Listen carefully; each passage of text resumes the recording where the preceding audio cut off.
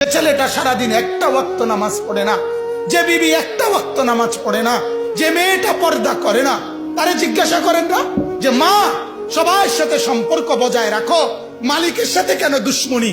আল্লাহর লগে কি নারাজি হইলা? আল্লাহর সাথে কি দুশ্মনী? আল্লাহর লগে কেন রাগ করলা? কেন রাগ করলা? এই বাপ, তোমরা যারা সেজদা করো না, তোমরা বলো না বাজান, বলো না এই দরদি ভাই চিৎকার করে বললাম, তুমি যদি বলো তোমার পায়ে ধরতে, আমি পায়ে ধরতে রাজি। তুমি যদি বলো তোমারে জড়িয়ে ধরে কানতে, আমি কানতে রাজি। তুমি বলো কেন আল্লাহর সাথে রাগ করলা? কেন আল্লাহর সাথে রাগ করলা? কেন আল্লাহর সাথে নারাজ হইলা?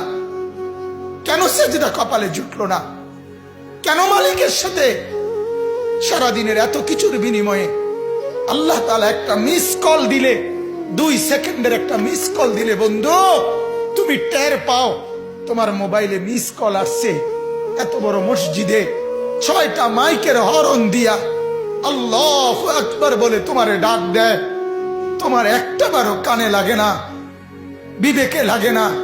তোর মতো শক্ত ডাকাত, তোর মতো পাষাণ বেটার কে হইতে পারে? বেটা কথা বলেন না কেন? তুই ডাকাত, কত বড় ডাকাত। হ্যাঁ, এজন্য ইনশাআল্লাহ আল্লাহকে রাজি করব। বলেন ইনশাআল্লাহ। সেজদা করব তো ইনশাআল্লাহ।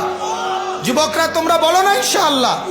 নওজোয়ান তোমাদেরকে বলি, আমার আশা ভরসার স্বপ্ন এই নওজোয়ানদেরকে জাগানো।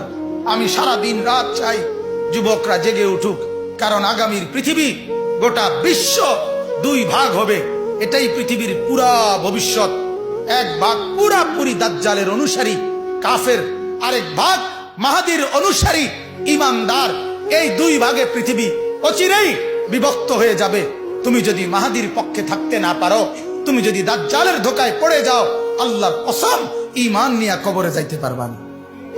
অতএব আমি তোমার ঈমান চাই, আমি যুবকের ঈমান চাই, আমি যুবকের আখিরাত চাই। আল্লাহ তাআলা আমাদের প্রত্যেককে ঈমান আমলের দৌড়